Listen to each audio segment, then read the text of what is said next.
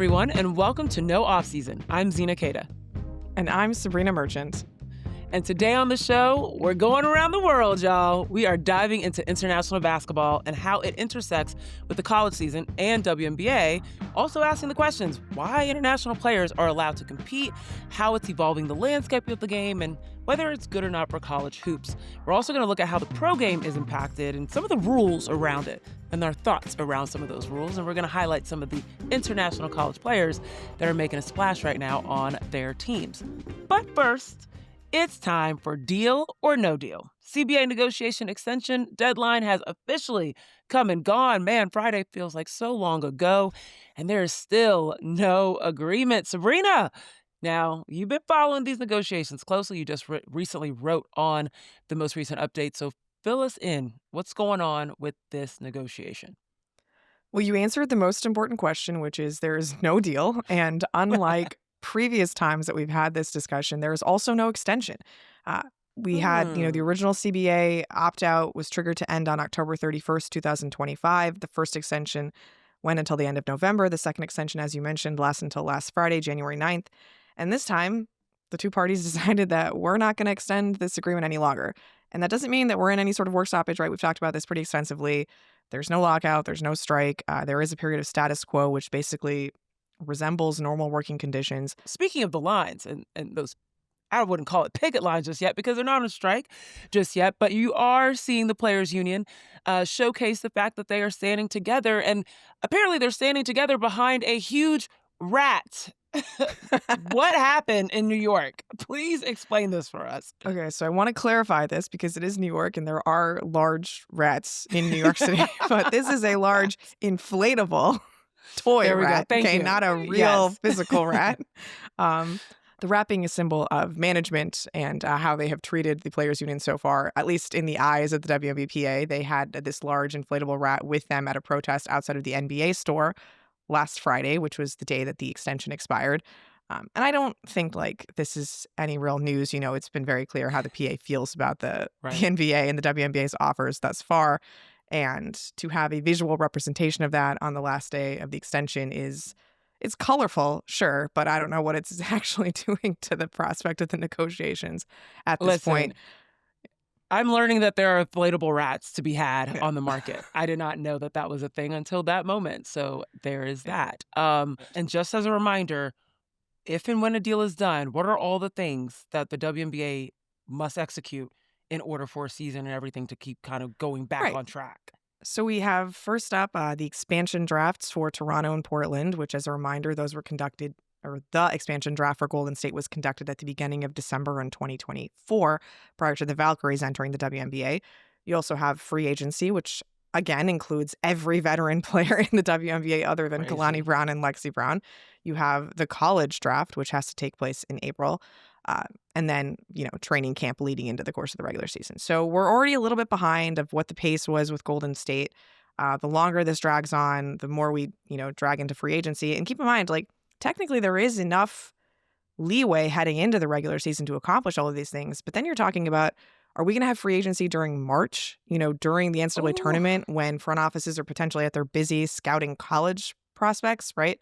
And think about all the news that the WNBA could hope to capture during free agency during this massive, transformational offseason, and they're just going to be buried by NCAA tournament coverage. Right. Or, this is something that Unrivaled faced last year, right? When its championship game was the weekend of Selection Sunday, right? So all of these things happening at once, I don't think is beneficial to the WNBA's product because of all of the attention that they could stand to gather, during this really fun transaction window.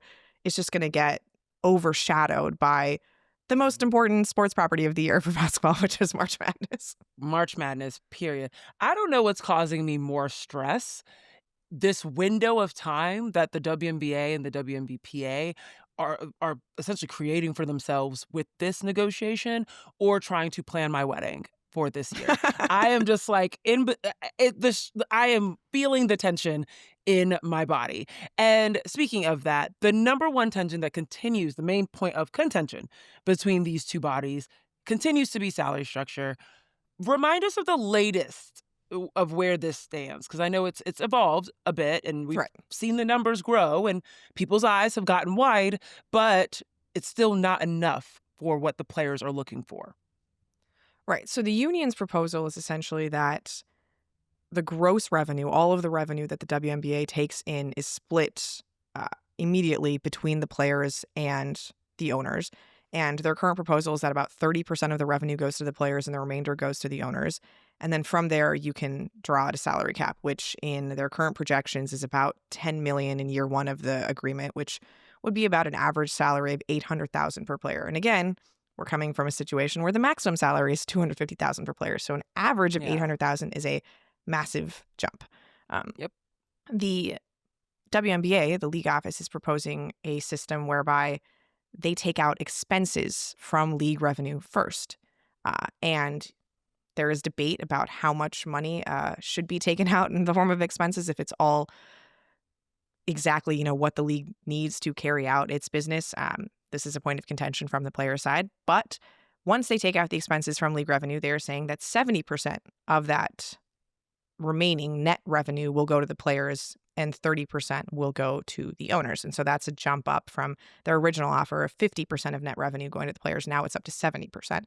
And that would result in, a maximum salary of about $1.3 million in the first year of the agreement, about an average salary of $530,000, which again, massive jump from the, maximum salary of $250,000 that's present. Still a little bit less than the $800,000 that the players are suggesting.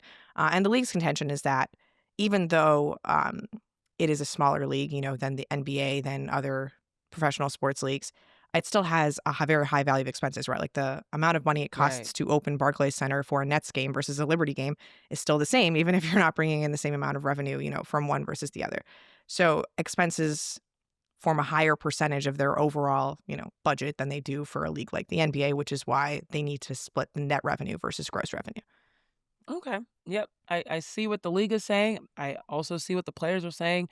4X is a lot different than just 2X from where you are in terms of your max. And again, that's 4X of an average salary versus like the maximum salary. Average salary is only about 120 right now.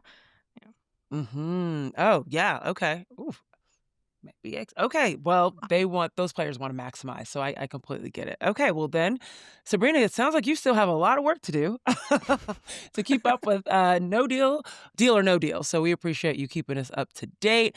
And right now, we got to shift to the other part of your job, the Sabreena scale. Okay, this is women's college basketball, keeping us up to date with everything. It's been a while since we've seen your rankings. We know Ben has been helping us out as well on that front, but we are down to just 3 unbeaten teams in women's college basketball after Texas suffered its first loss of the season. It was a slow burn, Sabreena. I ain't gonna lie. That game was a little slow in the beginning, okay? I remember watching it with my partner, and he was like, can anybody make shots? Like, what's going on right now? It was a low-scoring game at half, but they picked it up in the second half. But ultimately, LSU stepped up to the moment. They beat Texas 70-65. In your latest power ranking, Sabreena, you got Texas slipping from number 2 to number 3, so not too much ground loss, while LSU dropped from number 5 to number 9. And I know folks have got questions. How do they beat the number 2 team in the country and still fall? Well, they had also made some mistakes. When I haven't had a rankings published in 3 weeks. So. There you go. Okay, so explain it to us. Break it down. They did lose to Vanderbilt recently, and Kim Mulkey said that the Lady Tigers weren't tough enough. And looking at that game and looking at how Mikaylah Williams was playing, Flau'jae was hitting shots. I mean, everyone was just doing their part to be able to get that win. Mulkey said they were tough from start to finish. What did you see in that level of toughness that they displayed?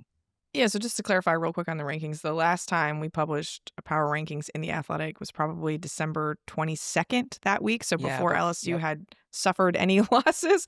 So the fact that they have gone down is more a reflection of the 2 losses that they had in that point than the 2 wins that they just, earned over Georgia and Texas. But as far as the toughness component, I think, I mentioned this in a story that ran on The Athletic on Sunday.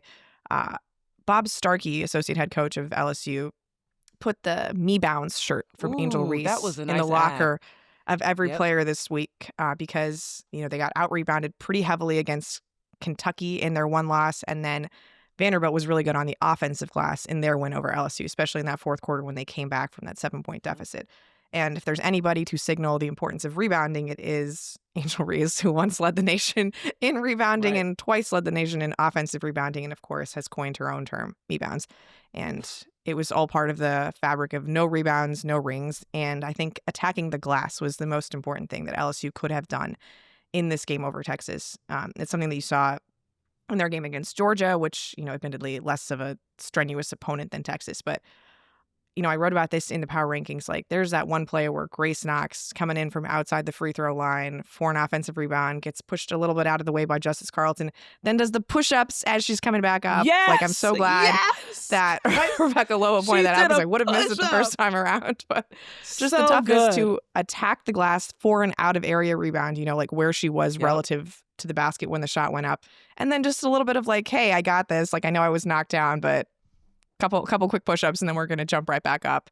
That was very much the mentality of LSU, right? You end up rebounding Texas by almost 10, winning the second chance point battle, even though they did lose the fourth quarter again, which was a common theme from those Vanderbilt and Kentucky games. At least there was a big enough lead to the point where it didn't all go away in that fourth quarter against Texas. And I think you mentioned Mikaylah Williams. Like, I came into the season thinking that Flau'jae Johnson was going to be LSU's best player, and I still think she's having a very good season. Yeah. But Mikaylah Williams is the fulcrum around all of this because she is their leading scorer.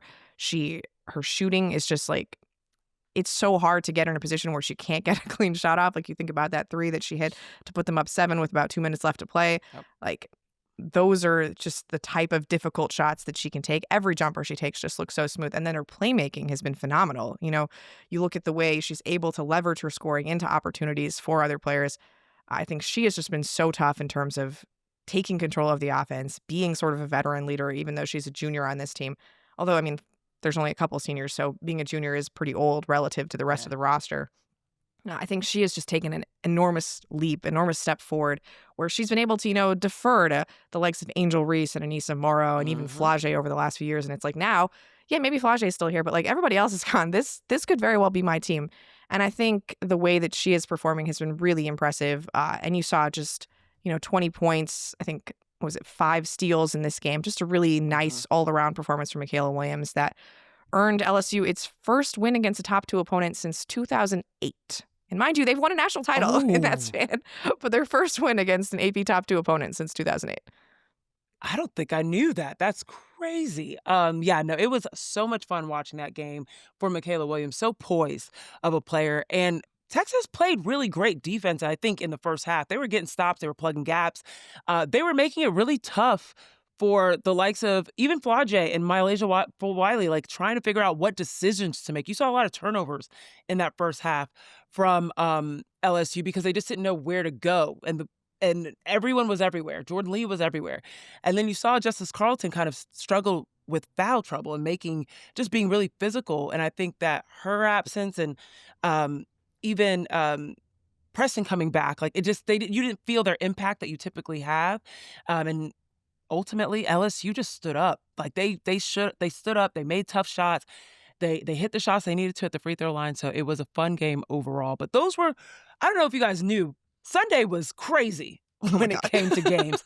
It was stacked from the morning to the evening. It was stacked with such good games, back to back to back. One of the games on the East Coast, Ohio State took down Maryland 89-76. They had balanced scoring, multiple players in double-digit scoring, hitting threes left and right. And the funny thing was, Ohio State was struggling in the first half. It was all Oluchi Okonwa. She was everywhere. She was getting to the basket. She was hitting tough shots.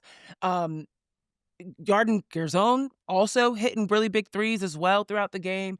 But ultimately, when Okonwa went out with foul trouble, that's when that's when Ohio State was like, let's capitalize, baby. Let's eat, okay? Their best defender, Sabreena and I's favorite former Duke Devil, was not on the floor. And really, Ohio State was just able to capitalize. And then in the second half, they just out-physicaled Maryland. They were on the boards. Maryland typically beats their opponents on the glass by 15 or more rebounds. They typically have that under control. And Ohio State was like, don't worry, we got this. So you have the Buckeyes ranked number 12 this week, which is a huge jump from number 24. Of course, we have had a bit of a gap since our last rankings. But what was it that, beyond this win, this is a huge win, but what are you seeing right now from them that's caught your eye and doubled their value in the top 25 ranking? Well, I think Jelani Cambridge is playing as well as any player in the Big Ten. Honestly, like she's definitely the best guard in the Big Ten right now. I mean, I guess Gianna Neepkins is having quite a nice season, but a lot less is asked of her in that UCLA system than what is asked of Jelani. I mean, Asia Wilson comes to watch her against Illinois, her favorite player, and she goes out and scores 41 points and closes out the Illini on the road. And then you follow that up with this fantastic performance against Maryland. I had a friend tell me that she just looks like Kennedy Carter out there, right? Not much of a jumper, really, although she did hit a couple threes late against Maryland that helped steal that win. Good comparison. But just at that size, the way she's able to be so physical inside, finish so well at the rim, whether it's the floaters, whether it's getting all the way to the cup, whether it's that short midi, even though you know exactly where she wants to get onto the floor, defenses can't stop her from getting there, and she's so effective scoring inside, and that's a very Kennedy Carter thing. We don't need to get into all the Kennedy Carter things, but her scoring inside is what made her so good at Texas A&M and what made her, a lottery pick in that 2020 WNBA draft. And you're seeing a lot of that from Jelani. And, we talked about the Big Ten last week and which team was the second best team in the Big Ten. And we kind of just glazed over what Ohio State was doing because, they hadn't played a ton of good teams during the non-conference. They only really played UConn and they got trucked by UConn. And frankly, everybody gets trucked by UConn unless you're Michigan. And that's why we decided on Michigan. But you look at what they've done since. They played UCLA pretty close. And then they've won every other game on their schedule. And maybe it took a little bit more time to figure out exactly what they had on this roster because they lost an enormously big piece in Cody McMahon, which, again, you can check out the power rankings for all the good things she's doing at Ole Miss. It seems like it's been a win-win for everybody, right? What Ohio State identity has been able to figure out in her absence. And Cambridge has just been awesome, right? Her efficiency has been so much better this season, even with higher usage in Cody McMahon's absence. You look at what you said with the rebounding, right? This is a team that traditionally makes up its possession differential because of its press, right? Because of the turnovers that they force. Yes. And they sometimes have a bit of a deficiency on the glass. So for them to go into Maryland, a Maryland team that had only lost once all season, only once, and that wasn't at home, right? So this is their first home loss of the season. Winning conference games on the road is not easy, and they made it look very easy. And you mentioned, right, Alucia Conenwa sort of didn't get to play as much as you probably would have wanted because of the foul trouble. I maintain that college coaches are a little too conservative when it comes to foul trouble. They won Alucia's minutes. They probably could have had her on the floor a little bit more often. They definitely, after that second foul, they definitely should have kept her a little bit more because that's really when Ohio State got a little bit more of their confidence. But yes, continue. Yeah, totally. So, you look at the Big Ten and Michigan, collected another few wins this week, actually. But I look at how Ohio State's playing and how Jelani Cambridge in particular is playing. And Ohio State's just a team that's consistently in the mix here, right? They've won Big Ten titles in the last few years. Their team looks different. There's no more J.C. Sheldon. There's no more Cody McMahon. The talent is a little bit different, but they still have an excellent perimeter star. They still have a system that they clearly believe in. And now that we're going to see them against teams that contest them a little bit, they're not phased, right? So they lost to UConn and UCLA. Everybody has lost to UConn and UCLA. It's still a very good basketball team in there. Yeah, I think Ohio State overall has done a really great job of integrating their transfers. Kennedy Cambridge being one of those coming from Kentucky, going over and being able to play with her sister. She was really good in this game as well. If you're missing your Chloe Kitts fix, Kylie Kitts has been really good. She was very, very good in this game, hitting her mid-range shots and just being active on the glass as well. But overall, Ohio State's, they are in the mix, and we will not sleep on them. We will not be sleeping on them. You like a little bit of their perimeter play too, right, Sabreena? I actually like they're big. There's Finnish girl Elsa Lemela. I think she's in her second year at Ohio State. She's sort of looked a little phased last year just by the transition coming in from Europe, and she's been really good on the glass this season. I thought the way she held up against Lauren Betts really in that UCLA game told me more than anything I've learned from the wins because, they needed a defensive rebounding presence. They need somebody who can just stand tall and give you an option to sort of contain the bigs one-on-one. That's not as much of a big deal on Maryland because they don't have, that type of front court presence. But I think having a player like that in the Big Ten and for those non-conference games is going to be super helpful for them. And she looks just so much more composed year one to year two. You did my job for me. Big on bigs. I love that. Okay, cool. Let's keep it moving. What else did you see? Because this weekend is not the only weekend, of course, of big games. There's been a lot that's happened since your last rankings, but anything that popped out to you on the women's college scale? Yeah, I just want to quickly mention UCLA. Like, I know there's been a lot of discussion about Lauren Betts. Has she taken a step back from her, fantastic junior season when she was National Defensive Player of the Year into this year? I think the defense still looks as excellent as it was a year ago. No UCLA concerns. is the number 2, offense in the country. They've stepped into the top 10 now in defensive rating, and you just look at what they're able to do with Lauren on the court. I mean, like, teams just don't try to go at the rim when she's there. Like, you think about, I looked at this Nebraska game, and like the minute Lauren comes off the court, and now it's Sienna at the 5, like Britt Prince immediately drives to the basket. It's the kind of thing you're just not doing when Lauren Betts is on the court. And I think she's tried to change her offensive repertoire a little bit this season just to sort of expand her game for what it's going to have to look like at the next level. And, like, one of the stats that really stood out to me is she's taken 32% of her field goals in the mid-range compared to 5% last year. And, like, that's just an enormous jump. And I don't think reflective of where Lauren Betts is best, as an offensive player. But it is about her trying to figure out all of the things that she is capable of doing as she goes to the next level. Because, college, as much as a UCLA fan who just wants Lauren to win games for UCLA, it's all about trying to get better for, what comes next. So I think there just has to be like a little bit of grace understood with her trying to fill out different parts of her game while also being as good as she can for UCLA. And I think it makes more sense to try to do that on the offense where UCLA is already so good that they can afford to, experiment a little bit. So that's just one note I had on Lauren Betts. And then, it's been a very weird season for Notre Dame, all of the exodus they had with the transfer portal and graduations to the WNBA. And it feels like it's Hannah Hidalgo surrounded by, did we just meet yesterday? And sometimes, like, Hannah Hidalgo, really good with those players that it looks like she just met yesterday, right? Like that game that she put up against North Carolina. Yeah. One of the more fun things I think to see in college basketball is just when Hannah Hidalgo turns defense into offense, because it's got to be so frustrating just to try to dribble the ball around her. And then she's very good at just immediately taking that and then going in the other direction. She had 7 steals against North Carolina to go along with her 6 assists, 8 rebounds. 31 points, very casual 23-point win against a ranked North Carolina team. Right. These are stats you would think she's putting up in the non-conference games. And the games that you're like, those bye games? No, she did that against North Carolina. And the crazy thing is that you started the game, you saw her being really aggressive on defense. But I think it had to, when Hull blocked her shot. Right. I think something flipped. Like something in her mind was like, oh, your bench was celebrating that? Bet. She went at them. And like, it for the rest obviously of the game. Helps Hidalgo when you have a teammate like Vanessa De Jesus who's hitting 5 or 6 threes in the course of a game and opens up the floor a little bit. Cass Prosper had a really nice game. If KK Bransford can come back, that helps, sort of with the ball handling duties for Hidalgo. But just to keep in mind, like, since Hidalgo started in her rookie season, she has 5 30-point games against AP-ranked opponents. And the other players on this list who also have 5 30 points against AP-ranked opponents in that time, Juju Watkins, Caitlin Clark, Paige Beckers. Yes. So maybe we even talked a ton about Notre Dame this year, and there's good reason for that because there's a lot that has to go right for Notre Dame to win games. But Hannah Hidalgo is still as good individually as she has ever been. And even if the team hasn't been the same around her, I think it was just worthy to point out that, like, she is capable of doing some very, very special things. I'm very happy you did that. And I also, on that note, want to point out that the North Carolina teams have questions to ask themselves. Because UNC had 5 points in that third quarter.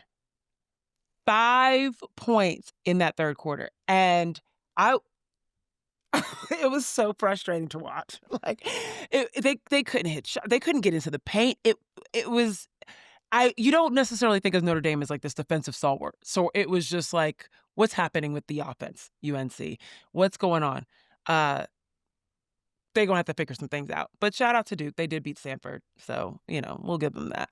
Okay, let's keep it moving on the other side of this because you just talked about Lauren Betts adding a part to her game, which is always going to be great for helping UCLA. It's always going to be great for helping her in the tournament, but it's specifically going to be great. We're talking about all of these international players that she's going to be going up against, not only on the college level, but eventually in the WNBA. And on the other side of this break, we're going to talk about international play and how it's infecting. Ooh, that might have been a little bit of Freudian slip there, how it's affecting the game on both levels.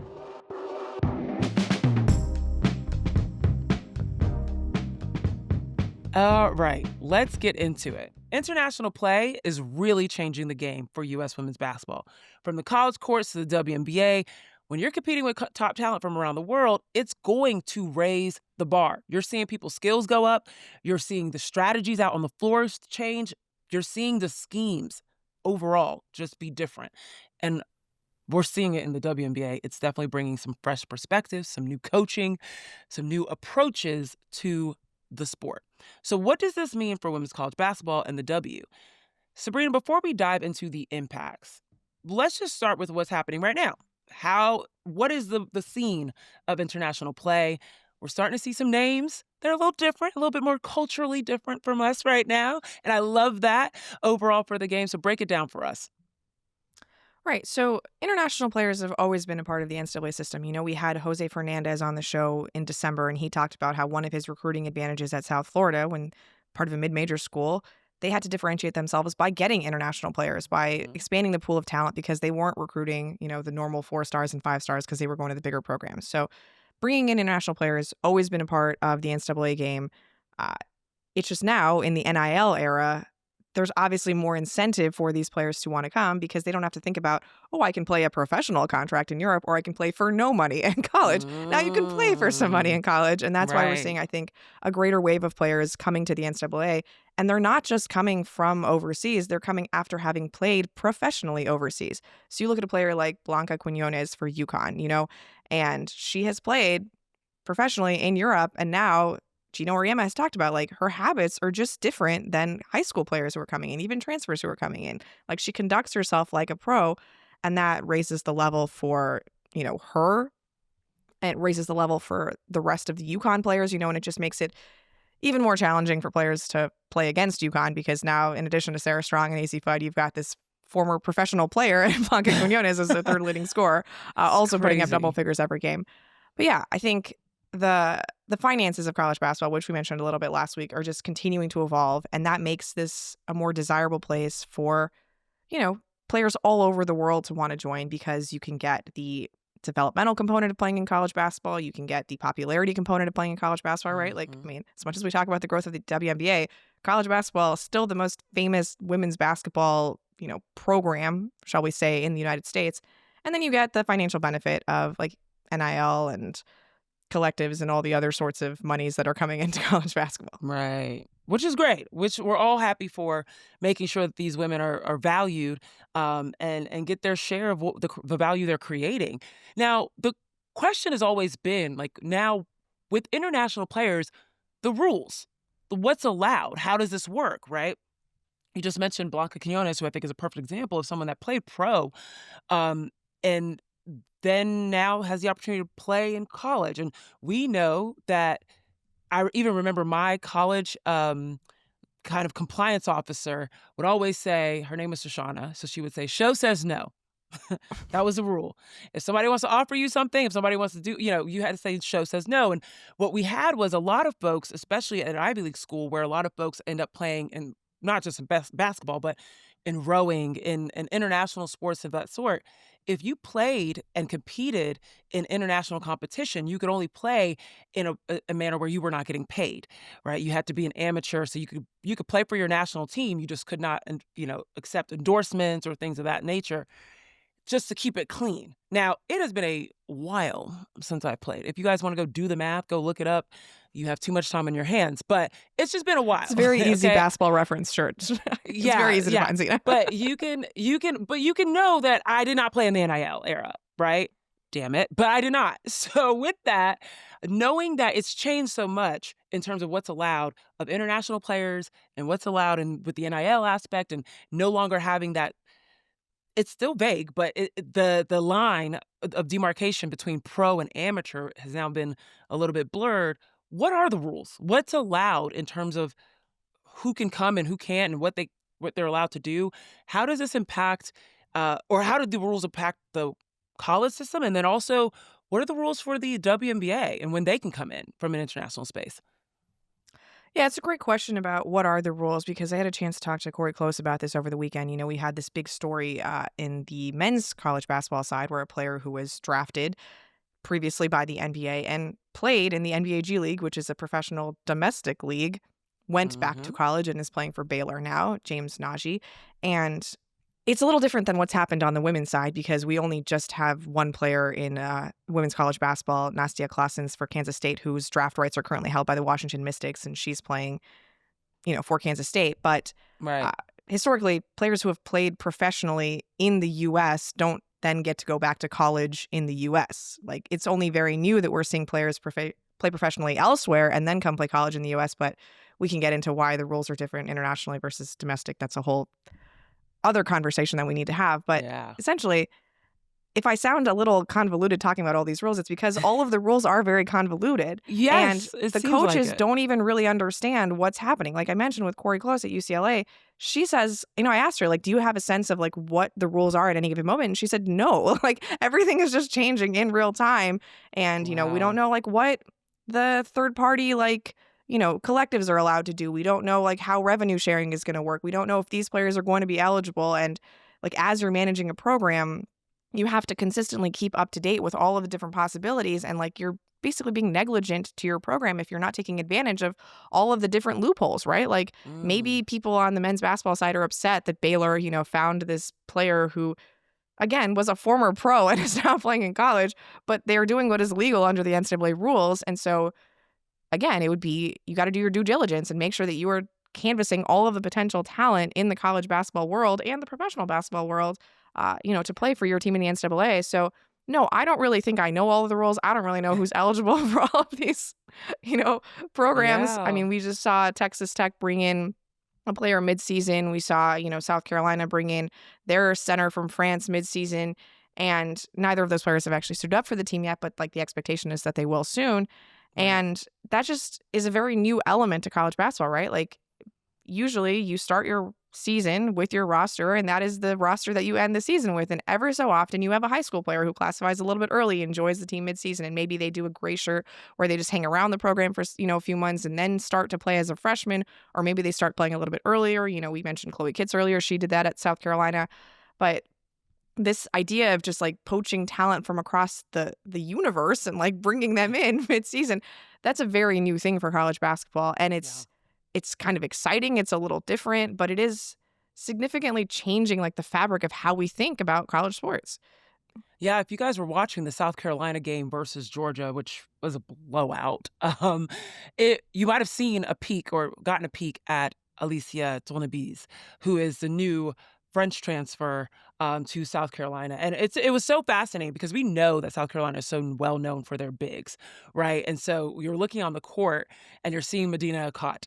And then you're looking on this bench and you're seeing Alicia Tonabise and you're seeing, okay, Dawn Staley, we see you internationally recruiting. We're seeing you like kind of changing up. As if it already wasn't hard enough to recruit against South Carolina because they get the Joyce Edwards, Exactly. and all of these great players. Now you also have to worry about them getting the best French players. Pretty much. This is what Dawn Staley wakes up and does. She's like, Team USA, let's just look down who's in the younger camps. Cool. And let me just also check all of the other teams across the world and just be like, let me just see who's available. Bigs specifically. But yeah, so you might have taken a peek and maybe saw a resume. Her mom got into the FIBA Hall of Fame in the year 2000, I believe. And I mean, this is not a quiet player. Blanca Quinonez, not a quiet player. Like, these are not scrubs. These are like big time talents that we still have not seen. And Texas Tech, Stephanie Okechukwu, we'll see what happens with her. She's not actually eligible just yet.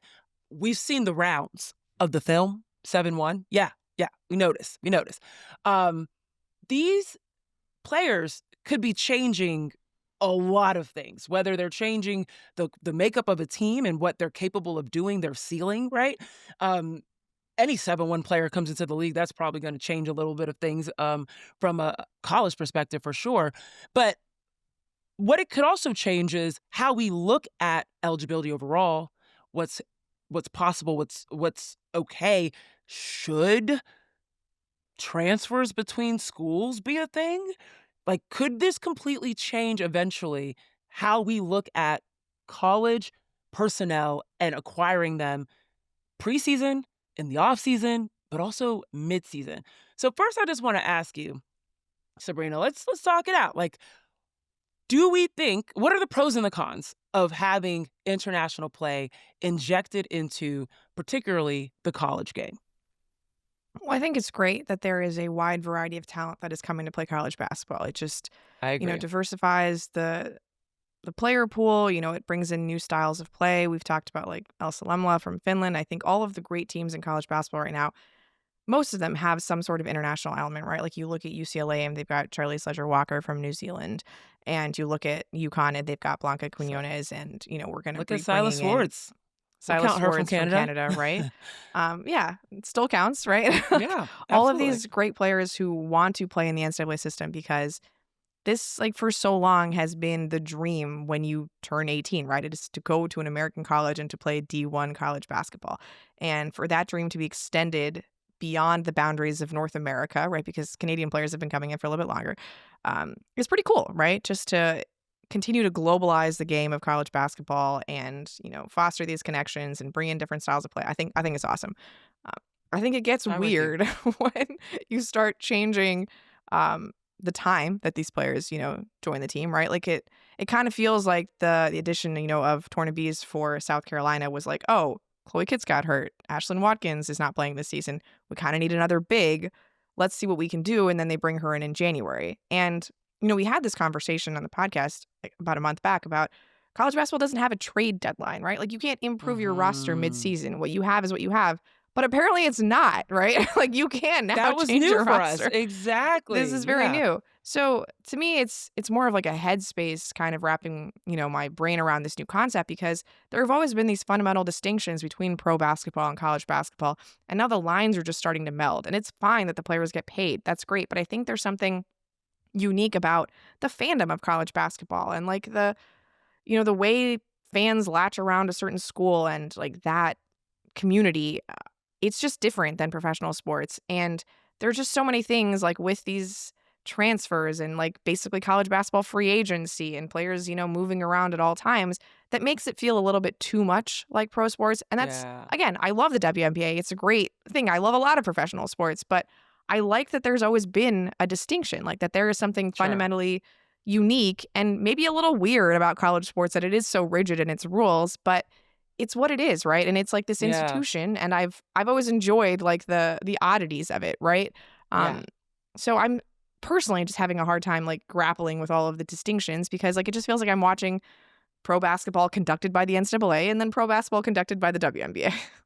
Ooh, that is a really good way to put it. And I think that this is the issue that is going to happen across college sports. We're obviously seeing it in NCAA football, men and women's college basketball, where the line is being blurred between these almost looking at the NCAA as like a de facto G League for, these professional leagues. And I'll say this to add to the part about like the pros. I do like the fact that when you're bringing in international players earlier than what we've typically have sometimes, you do get to have the same journey with them that you typically have with American players, right? Like there's a reason why in the pro leagues, there are international players that people do not know well, right? Whether it's historically, they don't know their journey, they don't know their stories as well. It's because you didn't get to grow up with them the same way that you get to grow up with these homegrown products. And so I think that's a really nice point to it, is like, oh, we know we're gonna get to know these players before they get to the league and get to be a part of their journeys, and we won't have to be someone that's really into FIBA basketball or really in the weeds. We won't have to be Ben Pickman to be able to know what is happening with these players. So I think that's a really big pro. But I'm with you. I do like the fact that there is a distinction between how the NCAA worked and how the pro level worked and the W. And now it is starting to, the lines are a little bit blurred. And I don't know. I'm very curious to hear what our listeners have to say about this. And I'm going to also put out a call. If there's anyone on this pod or listening to this pod that has a connection to someone at the NCAA that understands these rules, come on over. No offseason at theathletic.com. We would love a breakdown because it is confusing. And the fact that you've got a coach of one of the top programs in the country still being like, don't really quite know how this works. There's something to be said about that. So NCAA, It's if almost you're like listening, you just try things and then tell the NCAA to tell you that you're wrong, right? Like the whole adage that ask it's for easier forgiveness. Exactly.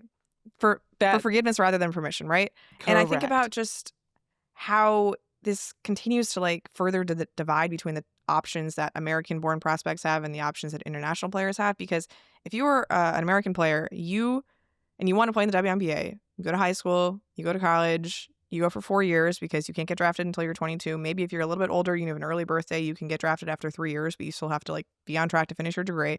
And then you can go to the WNBA. And by the time you get to the WNBA, you're about 22 years old or turning 22 at the end of that year. And if you're an international player, you could put your name in the draft when you're 19 years old and join the WNBA then. You could put your name in the draft when you're 19 years old and then go to college after that, like Nastja Claessens with Kansas State. You could decide to just go to college first, and then like, oh, if that doesn't work for you, maybe I can go back to Europe and then re-enter the draft pool even before I turn 22, right? Like there's just so many different avenues that exist for international players in a way that like there's only one pathway that works for American players. And I'm not saying that like the system is rigged against American players. Like obviously the college system has worked very well to prepare American players for the WNBA, and all of the great stars, like you mentioned, the homegrown machine works very well to produce like these massive names in women's basketball. But there is a little bit of lack of agency, right? Like I think about Paige Beckers and Caitlin Clark, and like, they're in the start of their WNBA career, but they're already like 23. I think Paige turns 24 this year, actually. And Dominique Blanca just turned, 20? Like, I think she's still 19. I think she's 19 still, actually. Yeah, she's still 19. It's just another way where I think like the lack of clarity in these rules is sort of not necessarily like disadvantaging American players, but it is continuing to showcase that like there are limited pathways. And as we talk about, the CBA and all of these rule changes that are coming to the WNBA, I think it is worth examining, like, are they limiting the rights of American-born players when it comes to professional basketball, especially as we see all of these international players, taking advantage of all of these new routes in the NCAA. And maybe you could argue that, like, oh no, the NCAA is just professional basketball. They're doing just fine. Like, they'll get to the WNBA when they get to the WNBA. But it is interesting that, like, all of these rule changes and special examples that we're talking about exclusively involve international players, at least on the women's side. Yeah. Well, I'm going to tell you this. Sabreena, I know you got a job to keep, and you've got journalistic integrity, and I respect that. But yeah, I do think it's a disadvantage. I'm just going to go ahead and say that opinion. I do think it's a disadvantage. Amanda Zahui B, I think back to her decision to declare and leave early, and how much pushback she got on that. Like how much everyone made it seem like it was just such a problem for her to make the decision that she wanted to go sooner to the league. And Amanda Zahui B also has an international background. And I hate that's a feeling. Whether an American has that feeling or an international player has that feeling, like you don't know what people's circumstances are. You don't know who they have to support. You don't know what their situations are with their teams. Like I wish that people could have that freedom, especially if they don't have that clarity of what they exactly want to do. So I look at Nastja Claessens and her ability to come back and be able to play for this team. Like what do you make of her contributions to Kansas State? Has it been a good decision for her to not have gone pro? And I also want to talk a little bit about Blanca Quinonez also being able to do that same decision or have a similar decision making and playing for UConn and not continuing her pro career overseas. Like, what do you make of these two players and the impacts that they've had on their teams so far? Yeah, Claessens is the second leading scorer for Kansas State. It's been like a tough season for Kansas State with all of their departures, Ayoka Lee, Serena Sundell, like a lot of very high impact seniors who left by our graduation last year. So a middling season, but a couple good wins thrown in there. I always think about that win that they had over Ole Miss earlier in the year. But, she's averaging 11.4 points per game, 4 rebounds, like assist and a steal thrown in there. Like she's been a pretty good player for Kansas State. They're 2.5 points per 100 possessions better with her on the court. Like I think if you wanted a developmental opportunity, playing in the Big 12 is probably pretty equivalent to playing in some of the lower leagues in Europe. She's from Belgium. Like I imagine unless you're playing in like France or Turkey, like you're not getting that much better basketball than you are in the U.S. And again, I don't want to be dismissive of European leagues, but it's just a different opportunity, right? It's like different. If you want to come to the U.S., if you want to try it out, right? And again, the Mystics still have her draft rights. So, when she finishes college, she could join the pros. I personally, I don't know why you'd want to develop in college versus developing in the WNBA unless you think you're not going to stick in the WNBA. It sort of just delays that process. But also, a team might be more inclined to keep you when you're 20 years old versus when you're 24 out of college. So Right. I think what it highlights is like, she just has a choice, right? And she decided, I want to play college basketball. I want to go to an American university. Maybe I wanted to get a degree out of it, right? Like, there are all these reasons why you could choose college basketball. And none of those are closed off to her because of the fact that she was drafted by the WNBA, which again is very, very weird. It's weird, and I'll say it. It's not. I don't know if it's unfair. It's not unfair as in like she has found herself in a way that she's gotten an advantage, but it's a disadvantage, I think, to the American players that don't have the same option. And then quickly on Blanca Quinonez, I mean, I've been obsessed. Yeah. She started the season kind of wild, like she had to be tamed a little bit, and there's no better person to be able to get her game in more control than Geno Auriemma, who I appreciate that earlier this season he was like, the mistakes that she's making, like, I get why she's making them. She's trying some stuff. She's trying to be aggressive. And he didn't take that out of her game, which we know when you have the likes of Geno Auriemma, that can be sometimes his MO, is like break you down, build you back up type of thing. So you saw Blanca Quinonez's game still be within the same ranks of just her being so fast to the basket and going downhill and just using her size to create space and such. But it just seems a little bit more within the system of what UConn wants to run, and obviously allowing AZ and Sarah to still be the dominant figures that they are. Yeah, I mean, I think you hit all the notes right there. It is very funny to see her with her, like you said, sort of wildness paired next to Sarah Strong, who is so disciplined and like so perfect in executing. Just the dichotomy between the two of them, because they're obviously both so talented and so skilled and so capable of doing so many things. Just Blanca is like a little less, careful with the turnovers and things like that. And that's fine when you have all of the talent on the team and like the ability to grow in that system. Yeah, that makes sense. All right, well, that we have a lot of questions still around international play, but I think that was a really great dive, just to be able to know what the landscape is right now, what the possibilities are right now.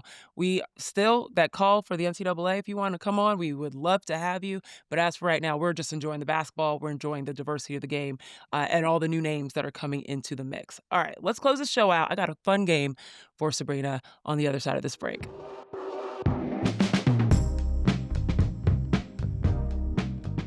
All right, Sabreena, we are going to do a nice, fun, little easy one of something in common.